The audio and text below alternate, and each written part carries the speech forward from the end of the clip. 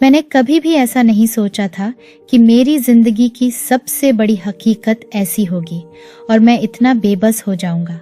मैंने ऐसा कभी सोचा नहीं था कि जिंदगी मुझे ऐसे मोड़ पर ले आएगी जहां से वापसी का कोई रास्ता नहीं होगा और मुझे ना चाहते हुए भी यह सब बर्दाश्त करना पड़ेगा और वो सब करना पड़ेगा जिससे मेरी जान ही निकल जाएगी। हुआ कुछ यूं कि मेरी शादी मेरी माँ ने अपनी पसंद की लड़की से करवाई।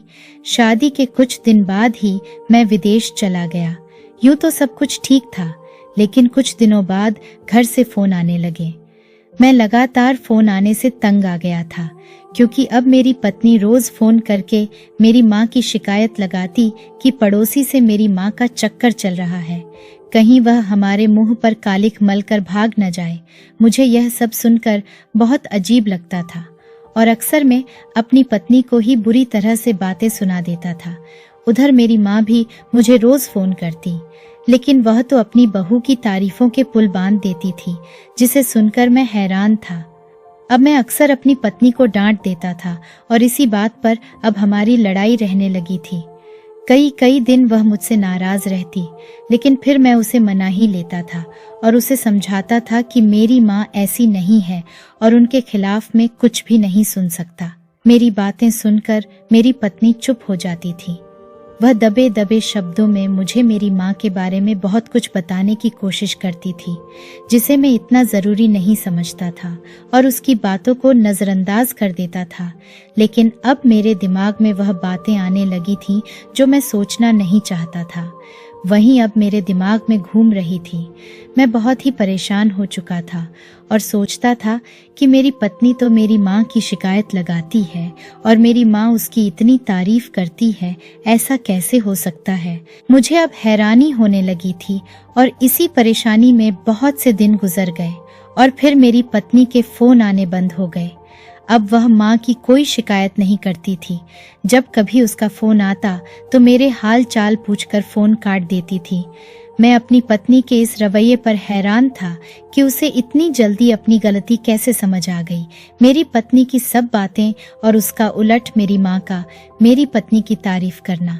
मैं अब उन दोनों के रवैये पर हैरान था और फिर मैंने घर वापस आने का फैसला किया, क्योंकि वहां जाकर ही मुझे कुछ समझ आ सकता था आखिर मामला क्या है। लेकिन मैंने हिम्मत नहीं हारी। मुझे जब छुट्टियां मिली तो मैं बताए बिना ही घर आ गया। मैं देखना चाहता था कि मुझे अपने सामने अचानक देखने से उन दोनों के चेहरे पर क्या प्रभाव पड़ता है और वह दोनों क्या कहेंगी। मैं जैसे ही घर आया तो आगे का नज़ारा देखते ही मेरे होश उड़ गए, क्योंकि मेरी माँ तो प्लक की वह माँ लग ही नहीं रही थी जो पहले थी। अब तो वह कोई मॉडर्न औरत लग रही थी।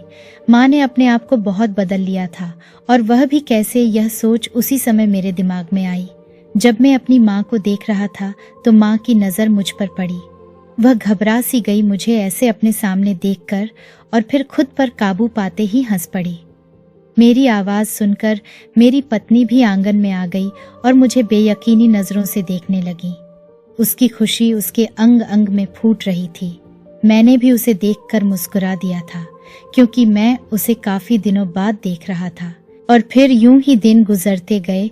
मेरी पत्नी अब मुझे सारी बातें बताने लगी, जिसे सुनकर मैं उसे कहता कि तुम्हारा वहम होगा, मेरी माँ ऐसी नहीं है। मैं अपनी पत्नी से लड़ाई नहीं चाहता था, इसलिए उसे बहुत आराम से समझाने लगा। लेकिन मेरी पत्नी अफसोस से मुझे देखने लगी। अब मैं भी रोज की चिड़ से तंग आ गया था, इसीलिए अब मैं हर समय गुस्से में रहने लगा। मेरी पत्नी की बातें मुझे अब बहुत परेशान कर चुकी थीं और फिर उसकी बातों में आकर मैं अपनी माँ को बहुत ध्यान से देखने लगा कि क्या बुराई है मेरी माँ में। मुझे अपनी सोच पर अफसोस हुआ, खुद को कोसने लगा और दिमाग से बेकार बातें निकाल दी कि मैं अपनी माँ के बारे में ऐसा बुरा नहीं सोचूंगा। मुझे लगा मैं ही पागल हूँ जो अपनी पत्नी की बातों में आ गया। मेरी पत्नी कम उम्र थी और मैं उसके छोटा होने की वजह से उसे कुछ नहीं कहता कि अब भी वह छोटी है, खुद ही आहिस्ता आहिस्ता उसे समझ आ जाएगी। लेकिन मुझे खबर नहीं थी कि मामला इतना खराब हो चुका है जो मुझे नजर नहीं आ रहा था। मैं इन सब बातों से अनजान अपनी ही पत्नी को समझा रहा था कि वह मेरी माँ के बारे में कुछ भी बुरा ना कहे। और फिर मेरी पत्नी को जैसे चुप्पी लग गई थी। अब वह किसी मामले में नहीं बोलती थी और ना ही अपनी राय देती थी। मैं भी बहुत खुश था कि चलो कुछ दिन तो सुकून मिलेगा, कुछ दिन बाद खुद ही ठीक हो जाएगी। मेरी पत्नी को अभी मेरी बातों का गुस्सा है। मैं अब घर में रहता था और घर की जिम्मेदारियां निभा रहा था। मेरी माँ मेरे आने से खुश थी। यह सिर्फ मुझे लगता था, क्योंकि मेरी माँ बहुत ही बदल गई थी, नए नए कपड़े पहनती थी और मेरी पत्नी बस घर के कामों में उलझी रहती थी। और बहुत बार मैंने अपनी पत्नी को कहा भी कि बनठन कर रहा करो, लेकिन उसका कहना था कि अगर मैं तैयार होकर बनठन कर रहूंगी तो फिर घर के काम नहीं कर सकूंगी। मैं उसकी यह बात सुनकर चुप हो गया था। मेरे पास बोलने को कुछ नहीं था।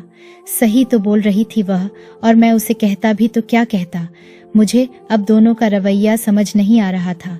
मुझे अब बहुत अजीब सा लग रहा था यह सब देखकर। जब मैं अपनी जॉब पर गया था तो तब तो ऐसा कुछ नहीं था, घर में लड़ाई झगड़ा भी नहीं था। अब कैसे इतना सब कुछ बदल गया था। कुछ दिन गुजरे थे तो अब मुझे भी महसूस होने लगा था कि मेरी माँ कुछ ज्यादा ही घर से बाहर रहने लगी थी। मैंने यह बात इतनी नोट नहीं की थी, लेकिन अब कुछ ज्यादा ही मेरी माँ तैयार होकर बाहर जाया करती थी। मैं उनके रूप को देखकर उन्हें हैरानी से देखता रहता था कि माँ ने खुद को क्या से क्या बना लिया था। मेरी माँ तो अब वह लगती ही नहीं थी। मैं उनको अब बहुत ही अजीब नजरों से देखने लगा था। अब उन पर मुझे शक होने लगा था, जो मुझे अपनी तरफ खींच रहा था। मैंने अपनी पत्नी को इस बारे में कुछ नहीं बताया और खुद ही इस बारे में सोचने लगा। तभी दिल में आया कि मुझे अपनी माँ पर शक नहीं करना चाहिए, और फिर कभी सोचता कि एक बार देखने में क्या दिक्कत है। और फिर यूं ही करते करते मैं अपनी माँ की हरकतें नोट करने लगा। मैं जब भी अपनी माँ से बात करता था तो ऐसा लगता था कि मैं किसी और से बात कर रहा हूँ, क्योंकि माँ के बोलने में भी बदलाव आ चुका था और हर समय मेरी माँ बनठन कर रहती थी। मेरे पिता के इस दुनिया से जाने के बाद माँ ने बनना संवरना छोड़ दिया था, लेकिन अब मुझे हैरानी होती थी उनको ऐसे देखकर। अब मेरी माँ रोज के रोज किसी न किसी बहाने से घर से बाहर रहती थी और मेरी पत्नी घर पर काम में ही लगी रहती थी। उसने अब माँ के बारे में शिकायत लगानी छोड़ दी थी। सिर्फ घर की ही कोई बात करती या अपने बारे में जो बात होती सिर्फ वही मुझसे शेयर करती। कभी कभी मेरी अंतरात्मा मुझे दोष देती कि क्या कर रहे हो, अपनी माँ पर शक कैसे। लेकिन मैं अपने दिल के हाथों मजबूर था, जो बार बार मुझे गलत होने का कह रहा था। मुझे समझ नहीं आ रहा था मेरी माँ और मेरी पत्नी में से कौन सही और कौन गलत है। मैं उन दोनों की बातों में बुरी तरह फंस चुका था। मुझे कुछ समझ नहीं आ रहा था। अजीब ही परेशानी थी। मैं अपनी माँ के बर्ताव पर हैरान था। मेरी माँ मुझसे ज्यादा बातें नहीं करती थी, क्योंकि वह घर पर ही नहीं होती थी। अब साथ वाले पड़ोसी भी माँ के बारे में अजीब अजीब बातें करने लगे थे, जो मुझसे बर्दाश्त नहीं होती थी। लेकिन मैं चुप रहता था, क्योंकि मुझे अब सच पता करना था। कोई मेरी माँ के बारे में ऐसी बात क्यों करेगा? कोई ना कोई बात जरूर होगी। अब मुझे भी पूरा पक्का शक हो चुका था। यह सब बातें सोचकर मेरे दिमाग की नसें फटने के करीब हो चुकी थी। लेकिन मुझे फिर कुछ समझ नहीं आ रहा था। मैं अपनी पत्नी से भी कुछ नहीं कह सकता था, क्योंकि मैंने ही उसे माँ के खिलाफ बोलने से मना किया था। अब अगर मैं उसे कहता तो वह मुझसे नाराज हो जाती कि पहले मैंने उसकी बात क्यों नहीं सुनी। अब मैंने एक फैसला किया कि माँ के घर से बाहर जाते ही मैं माँ के कमरे की तलाशी लूंगा। तलाशी भी चुपचाप लेना चाहता था। अपनी पत्नी को भी पता नहीं लगने देना चाहता था। अगले दिन रोज की तरह माँ घर से बाहर गई तो मैं किसी बहाने से माँ के कमरे में आ गया और कमरे में नजर इधर उधर दौड़ाने लगा। मुझे कोई चीज ऐसी नजर नहीं आई जिससे कुछ पता चल पाता। अब मेरी नजर अलमारी पर पड़ी। मैंने जैसे ही अलमारी खोली तो सामने जो नजर आया उसे देखकर तो मैं हैरान ही रह गया। मेरी आंखें फटी की फटी रह गईं। अलमारी में बहुत सारे पैसे और जेवरात पड़े हुए थे। मैं हैरान था कि इतना तो मैं कमाता भी नहीं, तो फिर मेरी माँ के पास ये सब कुछ कहाँ से आया था। मैं चुपचाप वहां से अपने कमरे में आ गया और सोचने लगा। अब मुझे दाल में कुछ काला लग रहा था, बल्कि पूरी दाल ही काली नजर आ रही थी।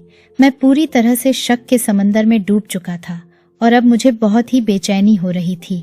ये कैसे पता करूं कि मेरी माँ क्या करती है और कहाँ जाती है। बहुत सोचने पर मुझे एक विचार आया कि अब जब भी माँ घर से बाहर जाएगी तो मैं उनका पीछा करूंगा।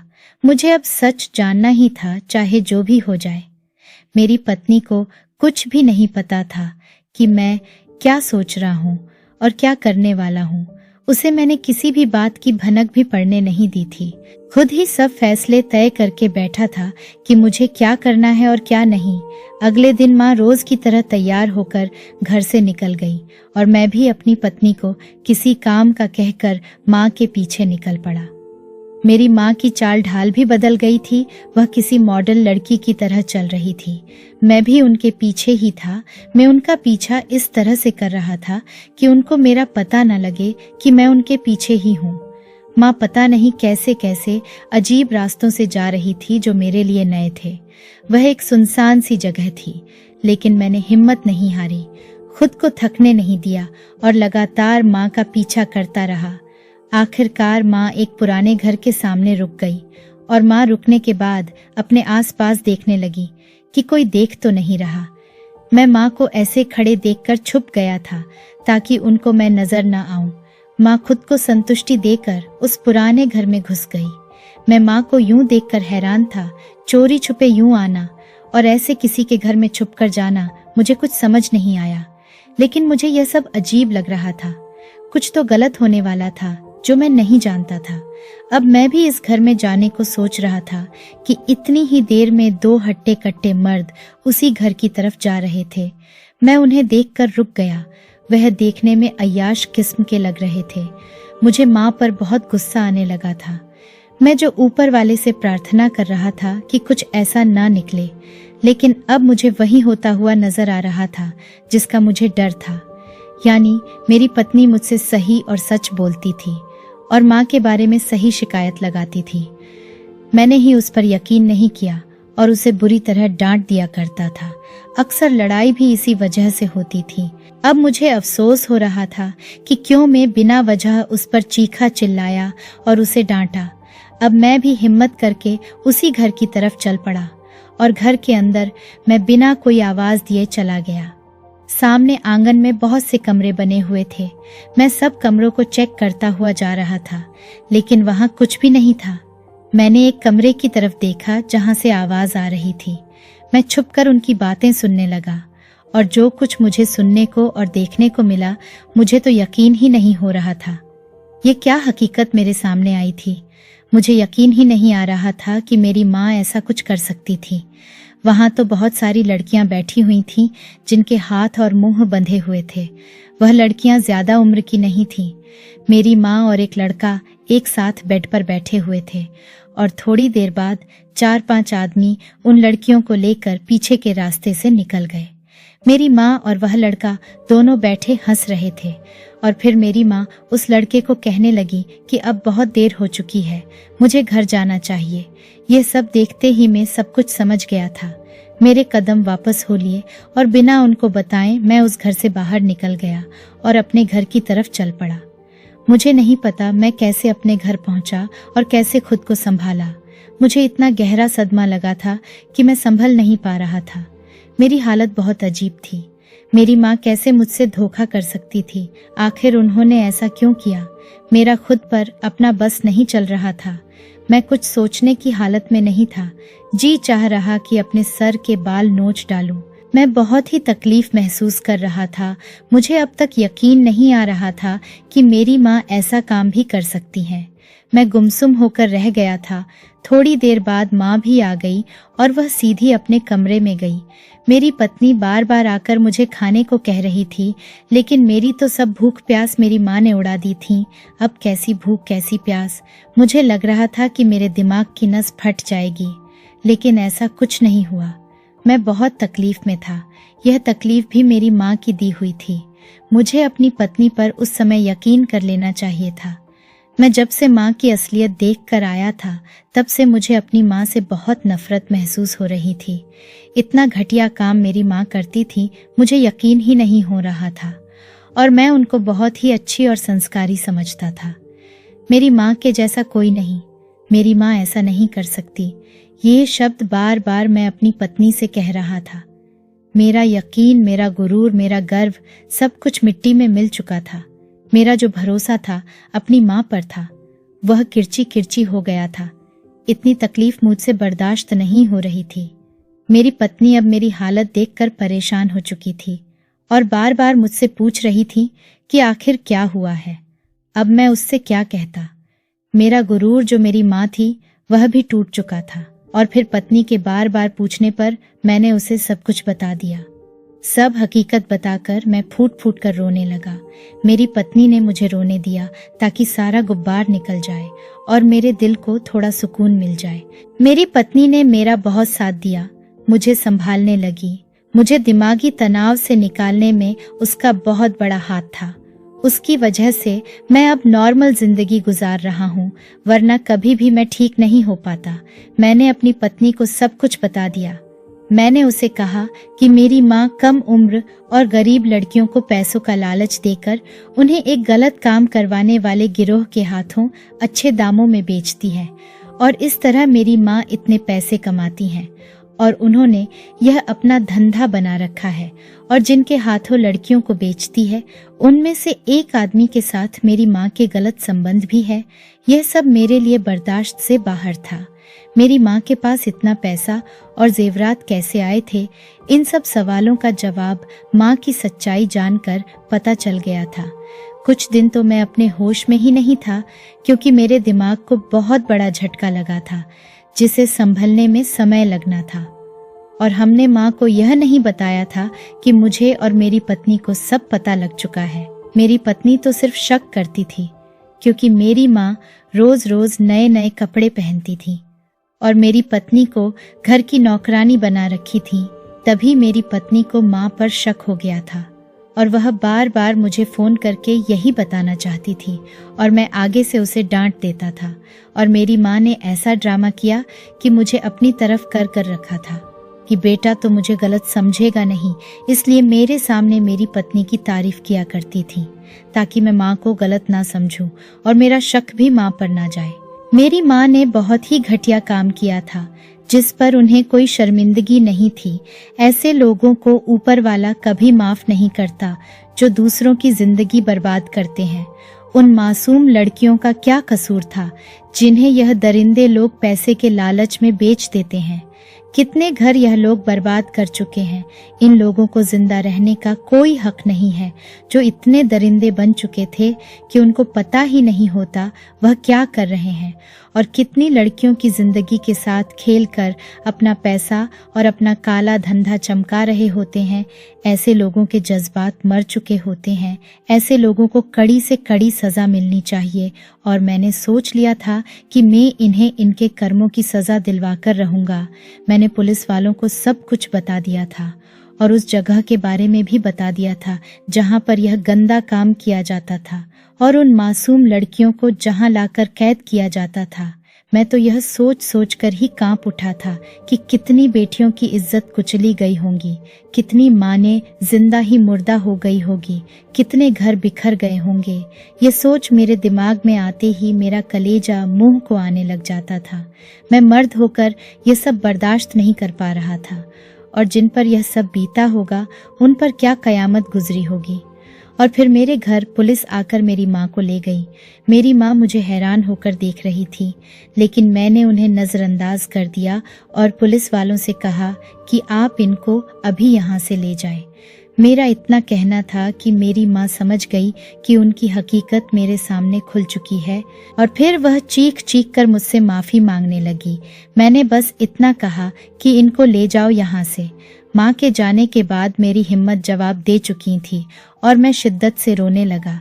ये रोना कुछ भी नहीं था, उन लड़कियों की तकलीफ महसूस करना और भी मुश्किल था। मैंने फैसला ठीक किया था क्योंकि मुझे उन बेटियों की तकलीफ का अंदाजा था और मैं इतना जालिम नहीं बन सकता था कि सब जानते हुए भी उन मुजरिमों को खुलेआम देखता रहता। इसलिए मुझे यह कदम उठाना पड़ा। बेशक वह मेरी माँ थी, लेकिन एक मुजरिम भी थी। मैं जेल में उनसे मिलने जाया करता था और वह मुझसे नजरें नहीं मिला पाती थी। मुझसे बहुत बार माफी मांग चुकी थी। जब मैं उनसे मिलने जाता तो मेरे आगे हाथ जोड़ने लगती थी।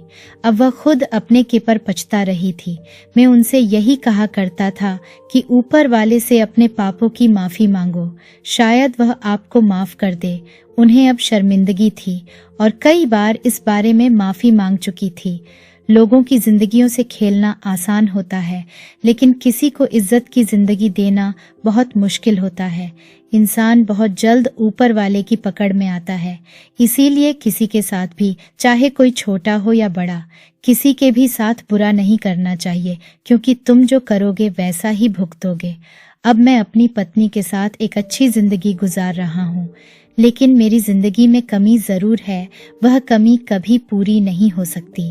काश यह सब ना होता तो मेरी माँ मेरे पास होती, लेकिन कभी किसी का काश पूरा नहीं हुआ तो मेरा कैसे हो सकता था। ऊपर वाला सब इंसानों को सही रास्ते पर चलाए और सबको सही समझने की शक्ति दे। तो दोस्तों, यह थी हमारी आज की कहानी। आपका क्या कहना है इस कहानी के बारे में? कमेंट करके हमें जरूर बताएं। वीडियो को लाइक करके चैनल को सब्सक्राइब कर लीजिए। मुझे दीजिए अगली वीडियो तक इजाजत। तब तक के लिए धन्यवाद।